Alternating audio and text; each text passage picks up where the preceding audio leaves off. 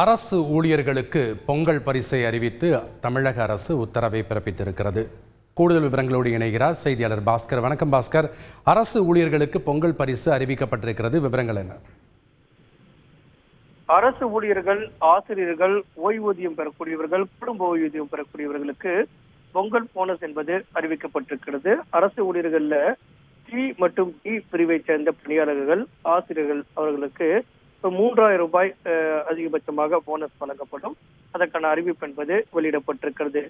அதே போல இந்த தொகுப்பூதியம், சிறப்பு காலமுறை ஊதியம் பெறக்கூடிய பணியாளர்களுக்கு 2023ஆம் நிதியாண்டுக்கான குறைந்தபட்ச போனஸ் என்பது 240 நாட்களுக்கான அந்த போனஸ் என்பது அறிவிக்கப்பட்டிருக்கு. இதன் மூலமாக 1000 ரூபாய் போனஸ் என்பது அவர்களுக்கு வழங்க அறிவிப்பு என்பது தமிழக முதலமைச்சரால் வெளியிடப்பட்டிருக்கிறது. அதே போல சி மற்றும் டி பிரிவை சேர்ந்த ஓய்வூதியாளர்கள், குடும்ப ஓய்வூதியம் பெறக்கூடியவர்கள், முன்னாள் கிராம பணியாளர்கள், கிராம அலுவலர்கள், கிராம உதவியாளர்கள் இவர்களுக்கு 500 ரூபாய் போனஸ் என்பது வழங்கப்படும். இதன் மூலமாக அரசுக்கு 167 கோடி ரூபாய் செலவாகும் என்பதும் அறிவிக்கப்பட்டிருக்கிறது. சி மற்றும் டி பணியாளர்களுக்கு போனஸ் என்பது அறிவிக்கப்பட்டு தற்போது தமிழக முதலமைச்சர் இந்த அறிவிப்பை வெளியிட்டுள்ளார். நன்றி பாஸ்கர், உங்களுடைய தகவல்களுக்கு.